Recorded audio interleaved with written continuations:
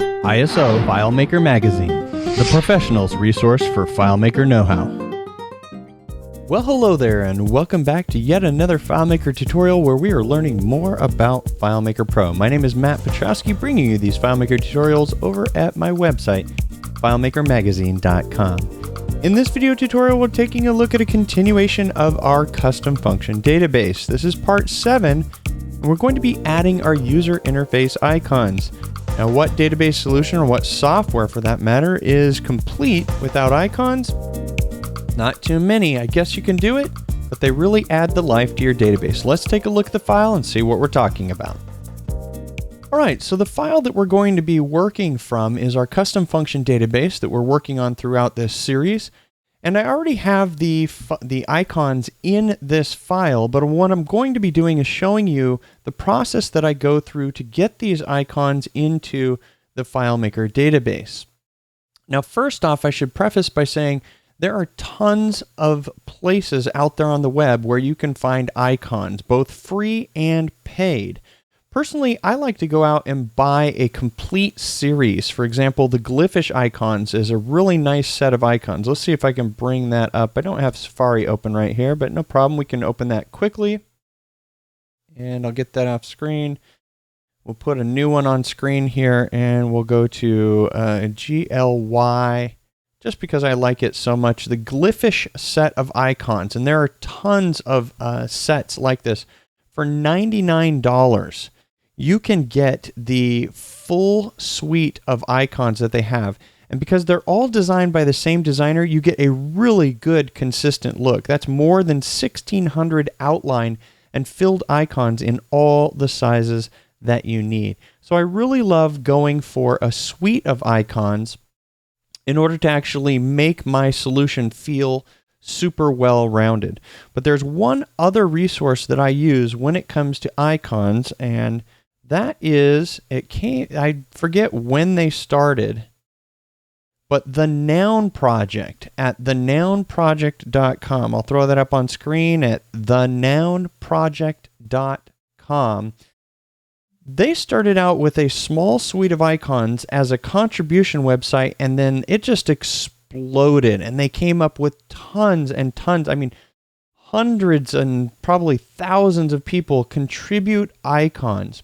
Now, of course, you're going to get variations because they're done by a bunch of different designers.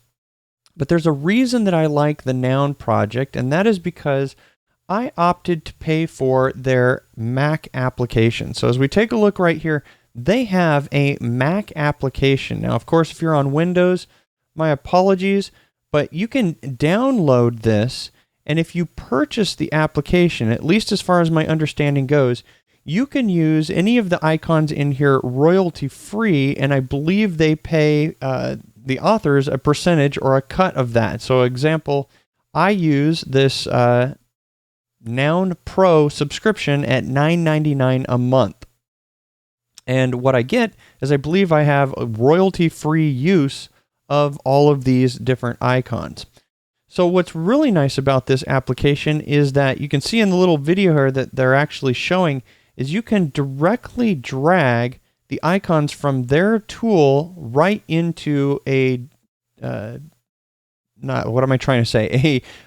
editing program such as Photoshop or Sketch. And I happen to use Sketch, and that's what we're going to take a look at here in the rest of this video, the process that I go through in order to get my icons into my FileMaker database. So let's walk through the process that I go through when I'm considering my icons. Now, first off, here in layout mode on my solution, the very first thing that I did was I actually, once I outlined how I wanted things to be, and I'm using a off-screen tab scenario right here where I'm actually, each tab basically swaps out this whole bottom part. And that's what I love about off-screen tabs. You can switch in and out any whole layouts or views on one layout without having to create multiple layouts. The first thing that I do is I simply drag a button bar out in the top part of my user interface, and that's all that I did. Then I decided, okay, I've got the actual function itself that I'm going to be showing. I've got a web in many cases, a web that is the resource where the function came from. Now, as we go throughout the course of this video, you're going to find that I named this generically web on purpose. Originally, what I had named this was I named it source. In other words, I was thinking about it from the standpoint of myself as the developer. What does this particular item represent? Well, on this particular record for this particular function, the website itself represents the source of where I got the custom function. But so originally I had named this source, but I want to draw your attention to the fact that I renamed it from source to something that is a lot more generic in terms of the way that this could be used. Because my thought process was, if in the rest of this solution, if I ever needed a user to be able to go use a web browser in order to look at anything, if I want to be able to take the user to a web page, let's say, for example, the FileMaker website or my FileMaker magazine website, does it really make sense for me to lock myself down into this is a source and it's dedicated to using a web viewer to only show the website for the source of a web page? And the answer to that was no, it doesn't make sense. So I generalized. I came down from the specific and went to a more general use and said, I can always make an icon represent the source, but use this panel for just a general web viewer display. And so what I'm going to be able to do is simply, rather than having a hard-coded value in here, I can use a global variable, and then that global variable for the web viewer can contain whatever I want. It can contain the FileMaker website, the source website, any website. And the last area that I have was settings. Settings for the specific custom function that the user is looking at, the record that they are on. So what I decided is I decided to go with this 3-panel approach, or the 3 panels, and use a button bar with the 3 objects or the 3 segments included. So that's where I ended up with these 3 right here. So the first thing I did is I opened up Sketch, and I already have the document here included, but I'm going to show you exactly what I did. In Sketch, or in any vector program these days, Adobe Illustrator or what have you, and you do need to work in a vector program, not a raster program. Photoshop and other paint programs, those are all raster-based programs. You're wanting to work in a vector-based program where you have tools such as this little pen tool that allows you to create Bezier curves. I believe that's how you say it. That's what you actually need in order to have a nice vector program. So we'll get rid of that. And the first thing that you do is you add artboards.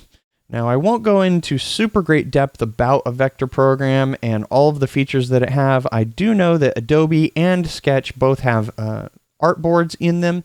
I go up here and I choose an artboard.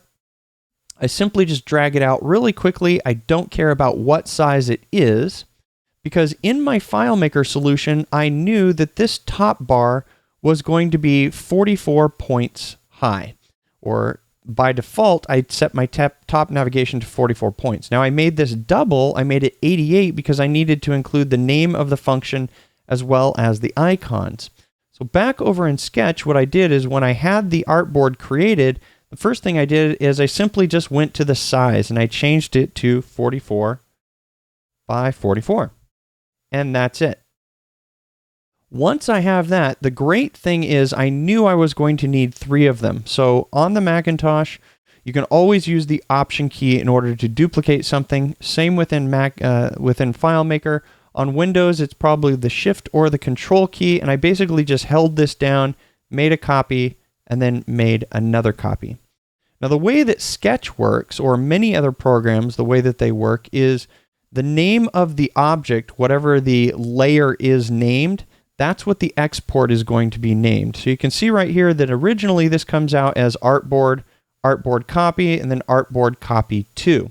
So I can actually select this object and double click right here in this side area and rename this. And that's exactly what I did. I renamed it to function source, which was my original name instead of web, because it still is the source to me mentally as the developer, and settings. So I just simply renamed those 3 items. Easy peasy. The next thing that I did is I went over to my noun project. So here's the noun project application.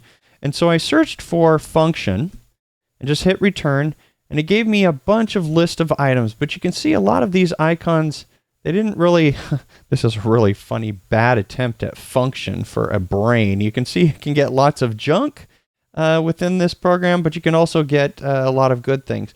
This one sort of seemed a little bit appealing, but it was a little complex for what I wanted, but it gave me a little bit of a clue. fx I've seen used a lot of the times for a function.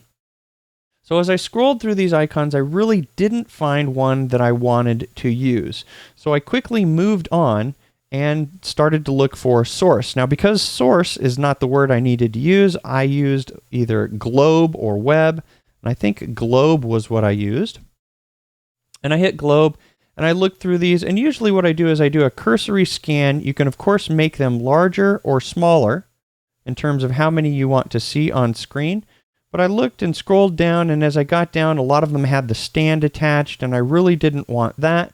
So I just went back up to the top, and I just dragged this into my vector program. Now, the great thing about this little application, this noun project, is what happens is when you drag things in, there's my object right there, they come in at a predefined size, but they also come in as paths, which is really, really nice. So what I'm going to have to do is I'm going to click to scale this, and I believe I did it at 50%, and let's move it onto my artboard copy. So there it is. So you have to just trust me in the things that I do on the video as you watch me do them. This is a path that I need to get rid of. That's basically just how this application works. It's nice, you can hover, and as you hover, things are selected and they have a blue highlight. But basically you have things, layers in here, and you're just dragging things in. So the settings, I put in gear, and I came up with a gear. And the first piece of advice that I have with regards to matching up icons is this. Look at the width of the lines that are used in the icon. So if you're going to be pulling from a project like the noun project or different resources, if you want to make your application feel pretty consistent, don't get icons that have different weights or drastically different looks. So I intentionally chose a gear icon that had a pretty heavy thickness in terms of the weight of the icon that would match the globe that I had already started with. Because it would be very easy to say, for example, drag out this very clear icon, and we'll scale it down. Well, it went somewhere. There it is right there. One thing that's not so hot about this application is even though you drag to an intended artboard, many times it will actually go somewhere else. But you can see that these two, even if I was to scale this up, is really not going to go well together. That is not a good match at all.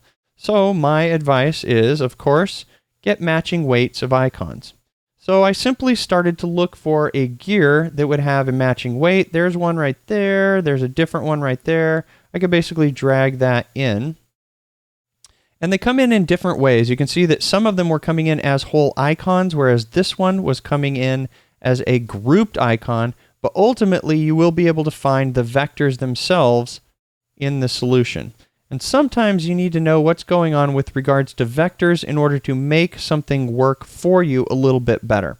In fact, this gear icon is going to be a good example for us in terms of making it work. So let's just select just the vectors, move that to my artboard 2, get rid of this enclosing folder, and you'll have to bear with me here.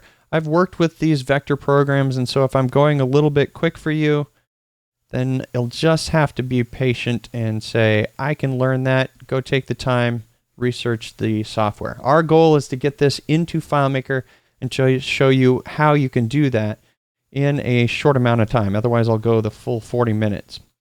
So the great thing about this program, in Sketch and many other programs, Adobe, etc., is you can do things in bulk. So one of the things that I did is I simply selected all of my artboards at one time, and then down at the bottom, this particular program called Sketch has this Make Exportable.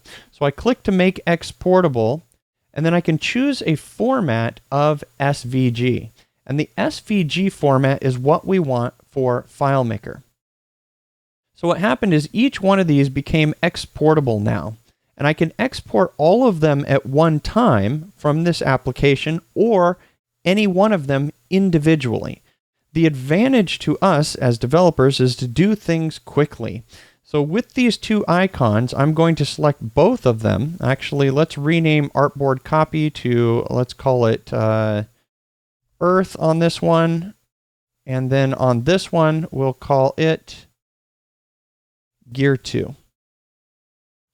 So with these two icons, and I should say that on this icon, what I ultimately ended up doing was creating an icon myself. I simply just made a circle object. I added some text.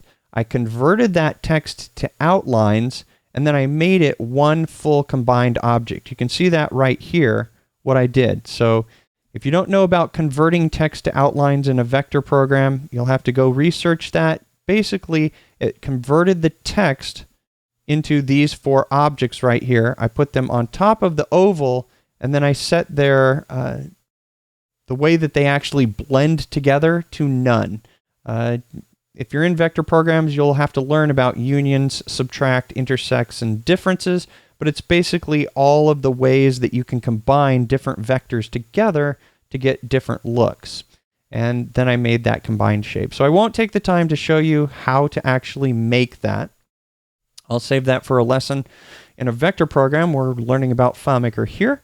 But ultimately, I selected both of these, or both of the documents.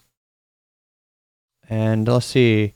Actually, what it did is it made the graphics themselves the exportable objects, which is not what I wanted to have happen. What I wanted to have happen is not the graphics themselves, but I wanted the whole of the artboard to be exported, because that's where we get the buffer space. The white space around the icon is what we need. I can do either. I can export this icon and its absolute edges. And if I do that within FileMaker, I have the ability then to use FileMaker's own padding in order to basically create the white space around the objects. And really, it's up to you.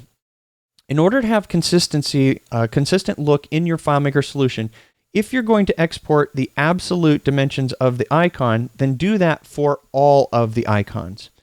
If you're going to use the artboard approach, then that's going to give you the same type of consistency, but what you're exporting is you're exporting icons with the white space on them themselves.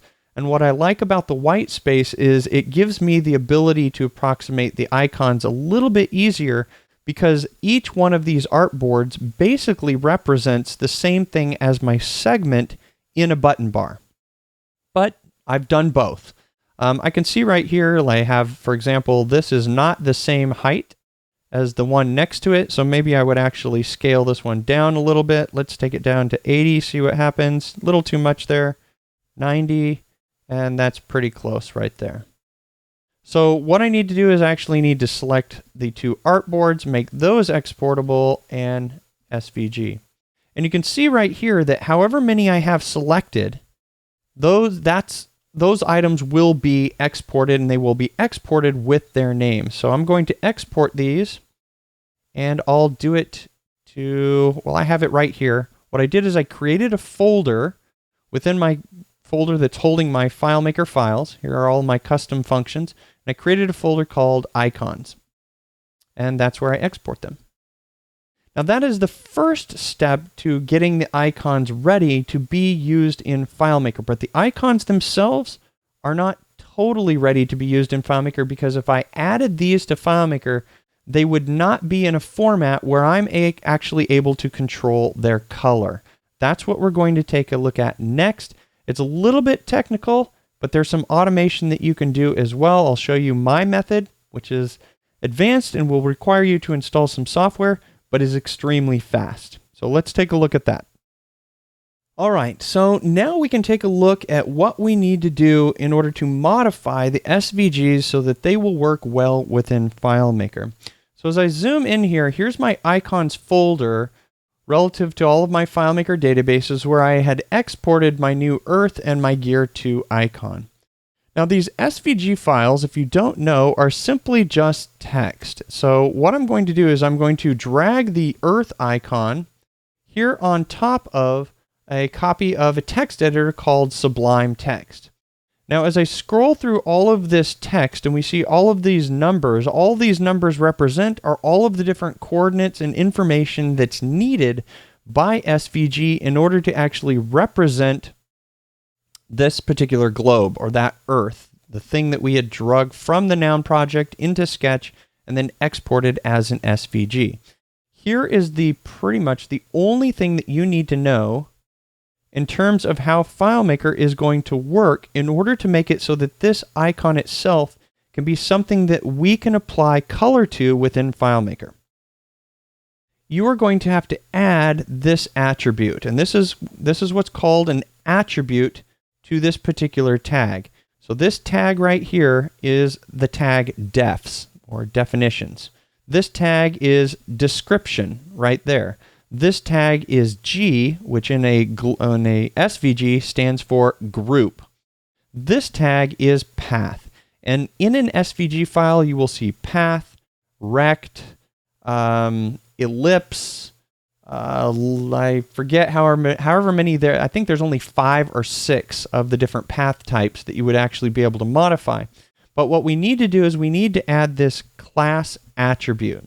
And every attribute, as you will find, is basically the name of the attribute, an equal sign, and then 2 sets of quotes with something in between.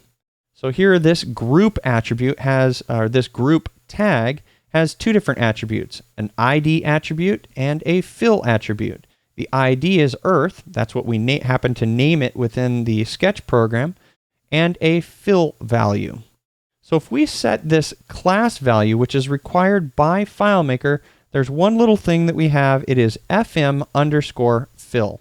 So in other words, what we're telling FileMaker when this SVG is imported is, hey FileMaker, this path in particular is designated as something, because it has a class of fmFill, that you can actually fill this with your own color, FileMaker. Now there's one other setting that we might want to change on this, and this one in particular doesn't have it, but we can see that this group outside of it does have a fill value. Now the fill value currently is 0000000. That happens to be black. So when we're in FileMaker, we're looking at the little icon palette itself, that black really won't work very well. And the way that it works is this. In an SVG file, however many paths there are, whether they're rects, paths, ellipse, you name it, if those objects have their own fill, such as fill equals, and then I was to put a fill value right here, then that fill value would be the overriding fill value. So right now what I've said is this path, which didn't previously have its own fill value, I have now told it that you explicitly have a fill value of FFF, and that's the shorthand version of 6 Fs to represent white. If this doesn't exist on this object, then it's the overriding or the outer object that's containing it that will actually have it. So if I change this 000 to FFF, which is shorthand for white, and I now zoom out and save my object, now when I take this into FileMaker, I will get what I expect. So let's double click this segment right here. We're going to choose to actually have a button bar that displays an icon. We already have our previous objects. You can see I have a black version here. That's an icon that I actually added to the database, but I had not taken the opportunity to change the fill. So with the little plus icon right here, I can click plus. I'm going to go to my folder of icons. The Earth was the one that I had explicitly modified, and I'm going to add that, insert it, and there we have my Earth. It comes in, FileMaker shows it as white, but up here, see that the default currently is black, and that's because the coloring on the segment itself is black. So if I make this a little bit larger and I take the opportunity to go over to my inspector, and I choose the appearance, and then with the button, I select the icon, and then I change it from black to white.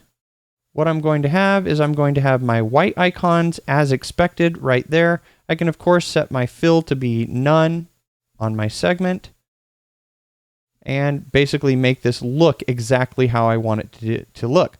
I now have full control over this object, but there's a problem here. I exported 3 icons all at once. Maybe you export 10 or 12 icons, and you really don't want to take the time to do all of that work. That's a lot of work to manually go in, change that icon, add the class equals FM fill, and do it for a bunch of icons. Let's see if there's a better way to do this. All right, I hope you're ready for some magic, but please be prepared that there is a degree of technical setup that's required in order to do what I'm going to show you. In particular, on my machine, I've taken the opportunity to install a programming language, well, not a programming language, but basically it's a server that will run JavaScript called Node.js. I've also installed another tool which is called Gulp. If you are not up to this particular task, this may not be the best solution for you.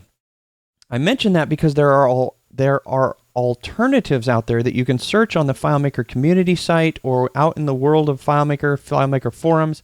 There are AppleScript solutions that will do what I'm about to show you, and there is also a FileMaker database itself where you can import, I believe, indats is a word that's coming to mind. It's INDATS. You can do a Google search for that. Maybe I'll bring up that web page at the very end of this video. But there's multiple different solutions to do this. Ultimately, what you're trying to do is from the point in time that you export all of your icons, whether you get them into a FileMaker database or they're stored onto the hard drive somewhere, you want to convert all of these icons and do everything that we just took a look at and do it in one fell swoop. Do it very quickly. So what I'm going to introduce you to is a little solution that was created by a friend of mine, a friend and a fellow FileMaker developer, actually a Node developer as well.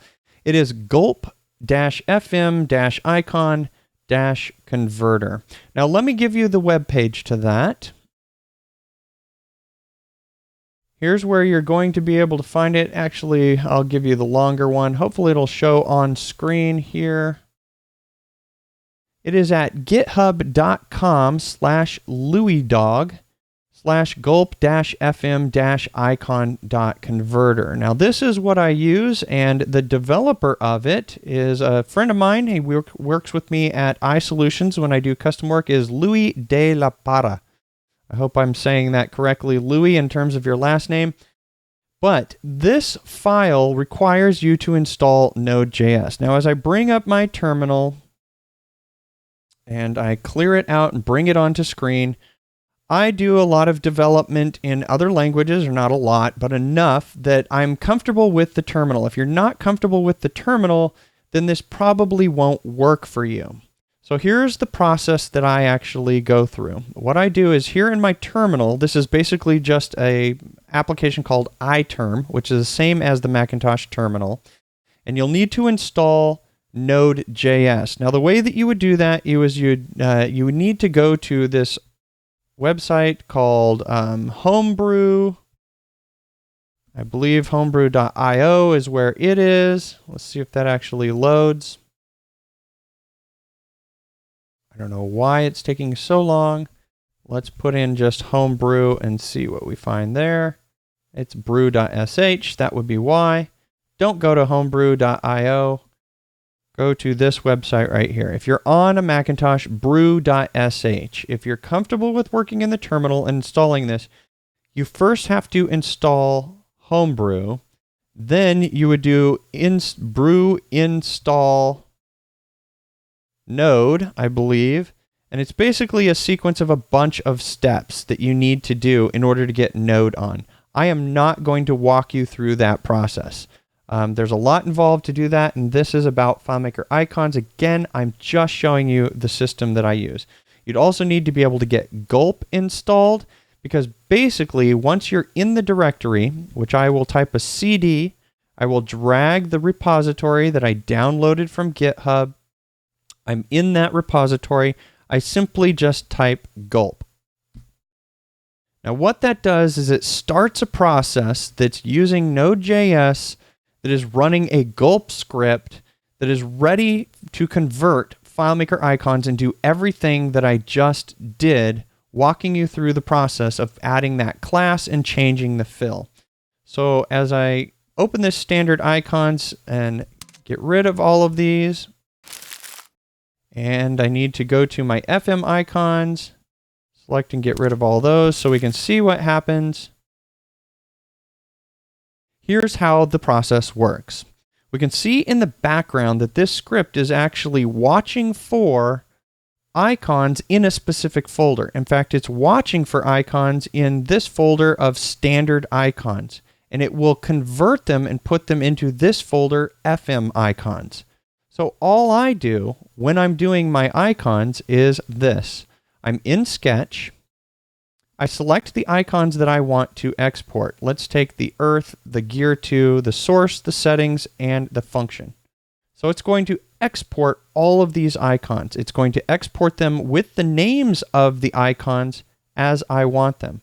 I'm going to click Export Artboards, and I can, from the Finder, drag this folder, Standard Icons, so that the export will export all of the icons in the Sketch document directly to that folder.